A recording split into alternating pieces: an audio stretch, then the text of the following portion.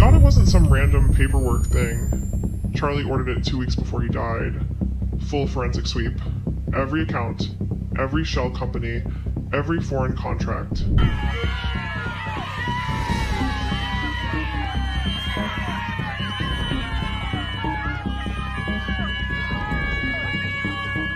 The Turning Point USA movement is just trying to bring us back to a generation that we fought so hard to overcome. Some protesters told attendees driving in they should be ashamed of themselves. TPUSA is facing controversy once again, and this time, the situation is even more serious. The organization has been pulled into speculation surrounding the alleged death of a whistleblower, a case that some claim federal authorities may be reviewing.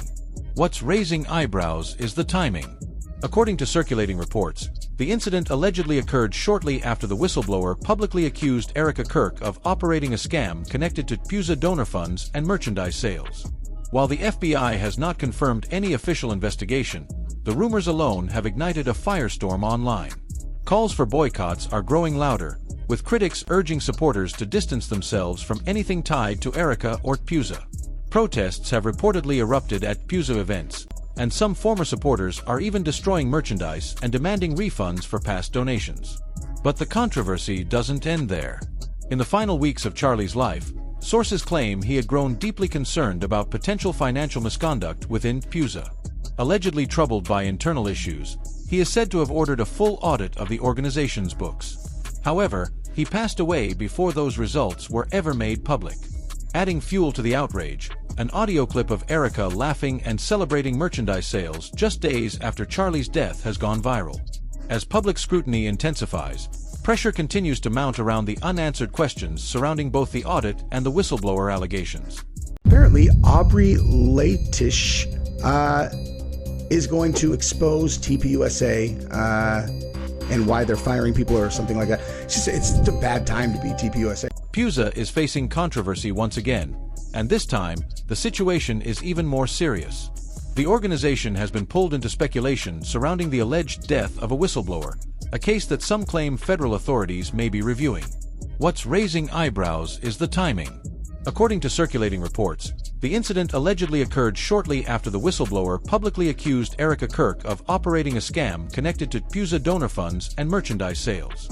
While the FBI has not confirmed any official investigation, the rumors alone have ignited a firestorm online. Calls for boycotts are growing louder, with critics urging supporters to distance themselves from anything tied to Erica or TPUSA.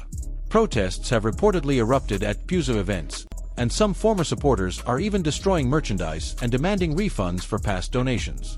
But the controversy doesn't end there.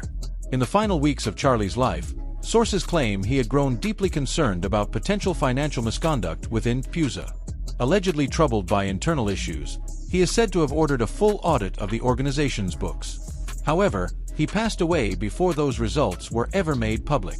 Adding fuel to the outrage, an audio clip of Erica laughing and celebrating merchandise sales just days after Charlie's death has gone viral. As public scrutiny intensifies, pressure continues to mount around the unanswered questions surrounding both the audit and the whistleblower allegations. The message is a singular message. It is the Christian right. It is supporting MAGA. It is the ridiculous pageantry of Charlie Kirk's death. Before diving into the rumored FBI angle, it's important to look at what unfolded at Erica Kirk's most recent public event, because that's where tensions truly exploded. A few weeks ago, TPUSA launched its Make Heaven Crowded 2026 tour at Harvest Church in Riverside. The tour was promoted as a tribute to Charlie's legacy and framed as the beginning of a nationwide Christian revival. But from the very start, the atmosphere was anything but celebratory. Within minutes of the event kicking off, more than 100 protesters had gathered outside the church, and they made sure they were heard. It was interesting because he asked her the question, do you think these protests are helping? Personally, I do not. I think it's demonic. Including immigration enforcement policies and the ongoing conflict in Gaza. Chants echoed across the property, creating a stark contrast to the revival message being delivered inside. The backlash didn't stop with TPUSA. Protesters also called out Harvest Church's lead pastor, Greg Laurie, referencing lawsuits that have accused him and affiliated organizations of misconduct. Though those allegations remain legally contested, the presence of demonstrators signaled that frustrations surrounding Erika and the broader movement tied to her are intensifying rather than fading. What was meant to be a unifying launch event instead became a flashpoint, setting the stage for the growing controversy that followed. They go, hey, maybe we should strike that. They made $40 million like 2 nights ago at Mar-a-Lago. Maybe that feels kind of a little bit like let them eat cake-ish. Many observers pointed out what they saw as a striking contrast. Inside the church, Erika was speaking about faith, renewal, and revival, while just beyond the doors, loud protests and visible unrest were unfolding. For critics, the scene felt deeply ironic. The message of unity and spiritual awakening being delivered from the stage stood in sharp contrast to the anger and division playing out outside, making the moment even more symbolic of the growing controversy surrounding her and TPUSA. TPUSA, since Charlie was killed, just so you guys know this is a fact, has made more than $100 million. That is separate from the $40 million they made at Mar-a-Lago the other night. So since Charlie has died, that organization has taken in $140 million. Many observers pointed out what they saw as a striking contrast.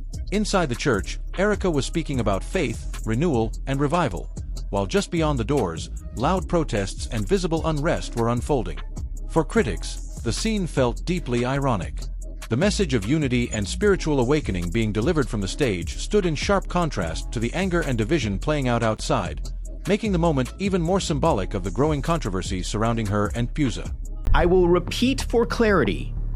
Someone at Turning Point decided not to file 3 of the 4 of their annual financial statements 4 months before Charlie Kirk appointed a new COO, requested a new audit, and was murdered. But here's where things escalated even further.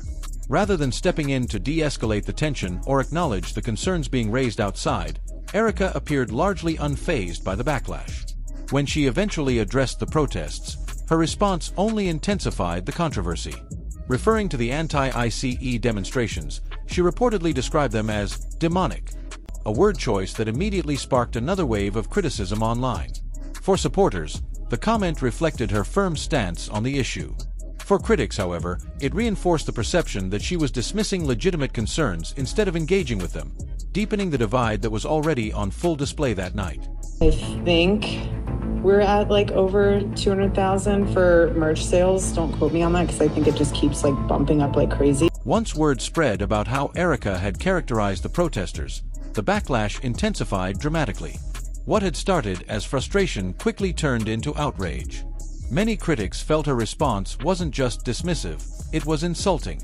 To them, labeling demonstrators demonic, while presenting herself as a voice of faith and renewal felt contradictory and deeply disappointing. Instead of easing tensions, the moment seemed to harden public opinion.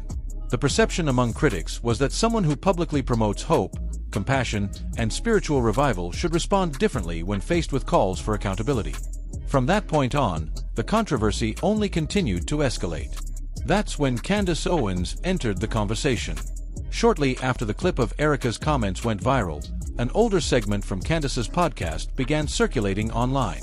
In that clip, Candace described Erika's demeanor as "let them eat cake-ish," a phrase commonly used to portray powerful figures as disconnected from the struggles of everyday people. The resurfaced commentary added fuel to the fire, amplifying the narrative that Erika was out of touch with the very audience she claims to represent.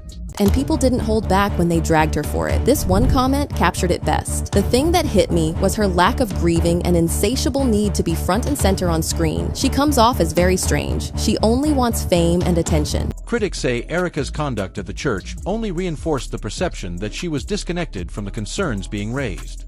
To them, the contrast between her message on stage and the unrest outside highlighted exactly why many people feel she's out of touch.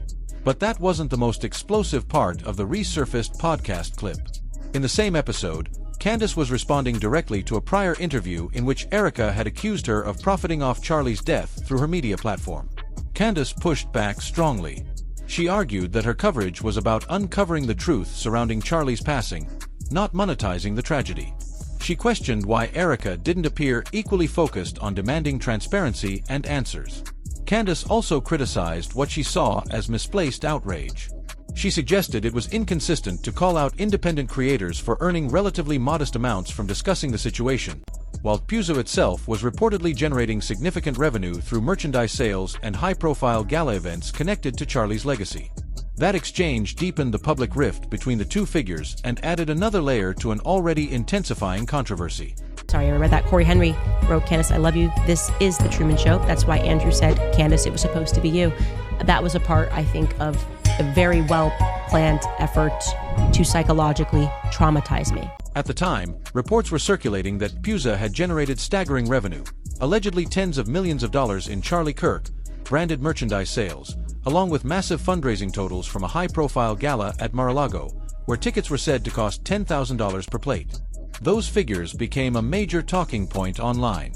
Initially, many people criticized Candace for bringing up the money.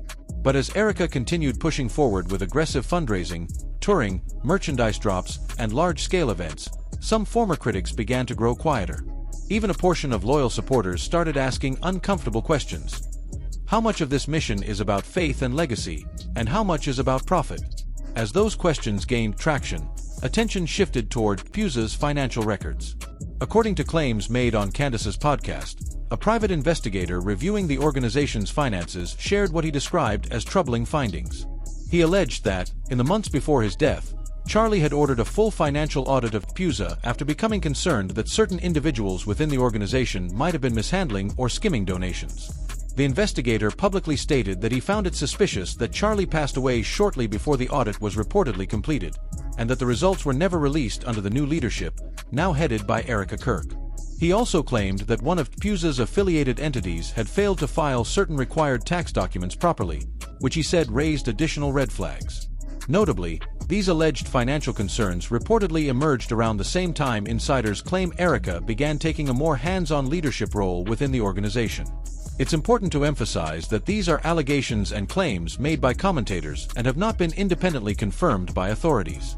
However, the combination of unanswered financial questions, the unreleased audit, and the timing of events has continued to fuel speculation and intensify scrutiny around TPUSA's operations. Here's where the narrative becomes even more complicated. After Charlie's death, Erica reportedly inherited an estate valued at over $10 million, along with control of his business interests. She also stepped into the CEO role at TPUSA, a position said to carry an annual salary of around $400,000, in addition to overseeing millions more in donor contributions tied to the organization. On paper, that financial standing has led some observers to argue there would be little incentive for her to risk reputational damage through misconduct. If the revenue streams were already substantial and legitimate, critics ask, why jeopardize that? But then a leaked clip shifted the conversation. It's unclear how Candace Owens obtained the recording, but when she shared it on her platform, it quickly went viral. In the audio, Erica can allegedly be heard laughing and sounding excited during what appears to be a company meeting, discussing the strong revenue generated from TPUSA merchandise sales. Supporters argue the clip reflects standard business enthusiasm over fundraising success.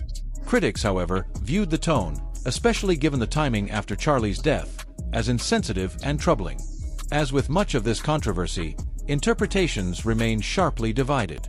But the release of that footage undeniably intensified public scrutiny and deepened the ongoing debate over transparency, leadership, and priorities within TPUSA. According to those circulating the clip, the meeting reportedly took place just days after Charlie's death, a detail that heavily shaped how people reacted to it. Many listeners say they expected to hear a tone of grief, reflection, or solemnity given how recent the loss was. Instead, what stood out to critics was the upbeat energy. In the recording, Erica is described as enthusiastically discussing how the organization had just pulled off its biggest event yet and how rapidly the fan base was expanding. Supporters argue that leaders sometimes compartmentalize in order to keep operations running during difficult times. But critics saw the contrast in tone as jarring, especially considering the timing. For them, it reinforced concerns that the organization's focus had shifted quickly toward growth and revenue rather than mourning and transparency. As with the rest of the controversy, interpretation depends largely on perspective, but the timing of that meeting undeniably amplified the backlash. At one point in the recording, Erica allegedly references Charlie's death almost casually, as if it were a passing detail that everyone should simply move past. Observers noted that she didn't attempt to adopt the solemn, grieving widow persona she often projects in public speeches. The informal, almost celebratory tone of the conversation was jarring, and the timing only intensified the reaction. The audio surfaced while uncertainty still surrounded Charlie's death. At that stage, doubts remained about whether Tyler Robinson acted alone, and the FBI was reportedly investigating the possibility of accomplices. Yet, in the midst of this serious and unresolved situation, Erica appeared focused on merchandise sales, the very sales tied directly to Charlie's passing, which many saw as callous. Critics were quick to voice their disapproval. One comment summed up public sentiment perfectly. "The thing that hit me was her lack of grieving and insatiable need to be front and center on screen. She comes off as very strange. She only wants fame and attention." The controversy took an even darker turn when Candace Owens released another update that shook Erica and TPUSA's credibility further. On a recent podcast episode titled An Open Letter to Erica Kirk, Candace revealed that she had been receiving threats since covering Charlie's case, but the most alarming ones weren't from random internet users. According to her, some of the threats appeared to come directly from members of Erica's own team. Candace even read aloud a particularly chilling message from a fan, which referenced a prior incident involving Andrew Colvette wishing death on Erica, claiming it should have been her instead of Charlie. The revelation added a disturbing new dimension to the ongoing controversy, casting the organization's internal culture and leadership decisions under a harsh spotlight. Andrew, in this case, refers to TPUSA spokesperson Andrew Colvette, the same individual who circulated a photo intended to support Erica's alibi at the time of Charlie's death. Instead of clearing her, the image backfired after Candace Owens publicly debunked it, making the situation far worse. The threat that surfaced was so shocking that, once it went viral, many people stopped focusing on the facts. What captured public attention instead was how Erica and her team responded to calls for accountability, issuing veiled threats, attempting to spin the media narrative, and outright labeling critics as evil. Erica had already been under intense scrutiny, but with a potential death now entangled in the story, the investigation is reportedly intensifying. Subpoenas are being issued, financial records requested, and internal communications are being examined, the type of deep digging that doesn't stop once it begins. Former staff members are reportedly consulting lawyers, donors are demanding transparency about where their contributions went, and even the organization's most vocal supporters are gradually falling silent. The looming question remains: if the audit that Charlie ordered ever becomes public, the fallout could be devastating for someone inside the TPUSA offices. It's the kind of revelation that could make people wish they had never been involved.